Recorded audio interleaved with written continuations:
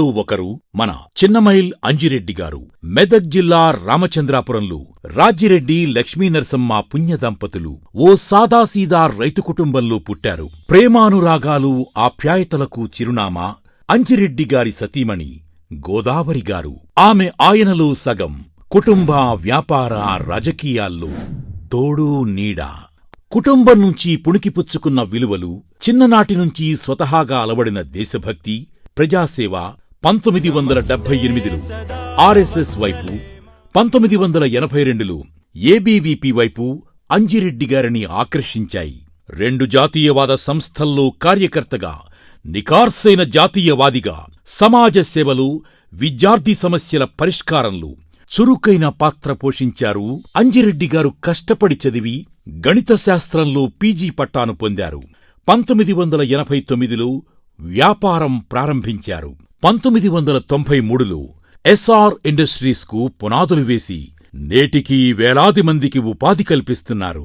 చదివేందుకు విద్యార్థులు తనలా ఇబ్బంది పడొద్దని నిర్ణయించుకున్నారు. అక్కడినుంచే తన ప్రజాసేవ ప్రస్థానాన్ని పరుగులు పెట్టించారు. 2000 సంవత్సరం నుంచే ప్రభుత్వ పాఠశాలలకు ఫర్నిచర్ సమకూర్చారు. ల్యాబ్స్ ఏర్పాటుకు 60 లక్షల రూపాయల వరకు వెచ్చించారు. విద్యార్థులకు స్టేషనరీ, ఉపకార వేతనాలు, ప్రోత్సాహకాలు అందించడమే కాదు, వారికోసం నిపుణుల సహకారంతో కెరీర్ ఓరియంటేషన్ కార్యక్రమాలు నిర్వహించారు. యువతను క్రీడల్లో ప్రోత్సహించేందుకు ప్రతి ఏడాది sports meet, kho kho, volleyball, cricket టోర్నీలను నిర్వహిస్తూ తన క్రీడా స్ఫూర్తిని చాటుకుంటున్నారు.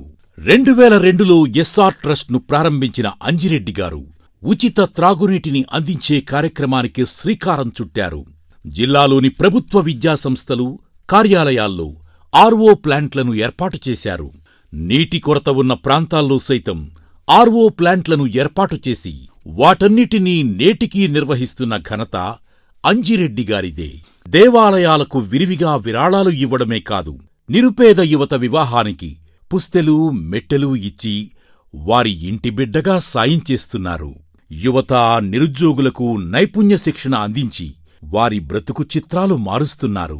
పేదల ఆరోగ్య భద్రతకు పెద్దపీట వేసి ఆటో డ్రైవర్లు, అసంఘటిత కార్మికులు, బడుగు బలహీన వర్గాల వారికి జీవిత బీమా చేయించి వారి జీవితాలకు భరోసా కల్పిస్తున్నారు. అలా నిస్వార్థంగా అంజిరెడ్డి గారు ప్రజాసేవ చేస్తున్నారు. ఇప్పుడు మనలో ఒకడిగా మనకోసం, మన గొంతుకై మన ముందుకు వచ్చారు. అటువంటి మనిషిని బలపరచడం అంటే మనలో ఒకణ్ణి బలపరచడమే.